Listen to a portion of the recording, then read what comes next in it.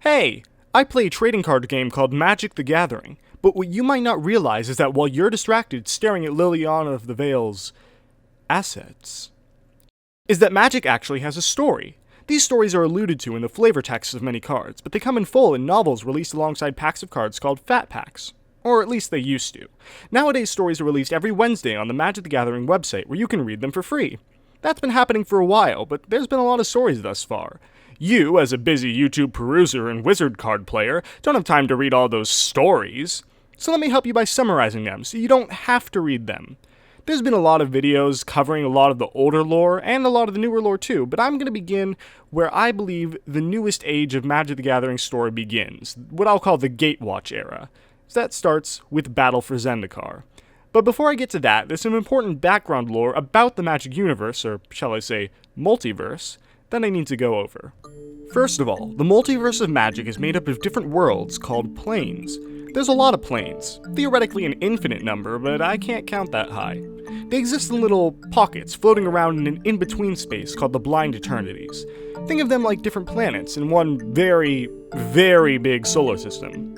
Except they aren't all planets. Some are round, but some are flat with a literal edge, some are an inverse sphere, one is the literal 9 layers of hell itself, but the point is, they're all worlds, and they're all unique. Almost all are inhabited by a variety of different races, such as humans, elves, goblins, merfolk, and vampires. Humans are the most common, but each plane varies in human population. Innistrad, for example, has mostly humans, while Lorwyn has no humans at all. Anyway, most people are stuck on the plane that they're born on. Like you, an average citizen of Earth who lacks a rocket and can't reach Mars, these people are permanently bound to their home plane. However, a tiny number of sentient beings are born with a little bit of magic inside them called a spark. When that spark ignites through some significant emotional event, usually severe trauma or near death, or an epiphany, that person becomes what is known as a planeswalker. Planeswalkers, as the name suggests, can walk through the Blind Eternities and onto different planes. 1 second they're on Theros, poof! Now they're on Ravnica.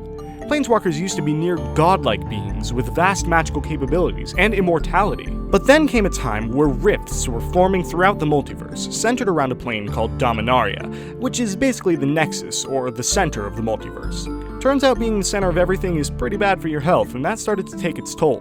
To seal these rifts, and to stop Dominaria and the rest of the multiverse from going kablooey, several planeswalkers sacrificed their sparks, and eventually everything went back to normal.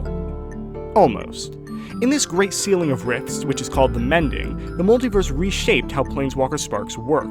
While those with ignited sparks could still travel between planes, they lost their immortality and godlike powers. They essentially became like any other average Joe, except, they could teleport between realities. Many planeswalkers travel around helping those in need. Some go around causing havoc and mayhem, and plenty are just minding their own business. But some, in particular this guy, are very upset about losing their godlike powers and are looking to get them back. That's something to look into later. Another quick must-know about magic lore is that magic in the multiverse is divided up into 5 colors, each of which stands for its own magical philosophy.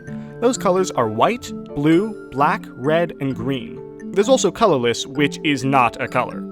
Each color stands for its own values and types of magic, but if they had to be summed up, white is the color of peace and organization, blue is the color of knowledge and curiosity, black is the color of ambition and self-concern, red is the color of emotion and freedom, and green is the color of nature and instinct.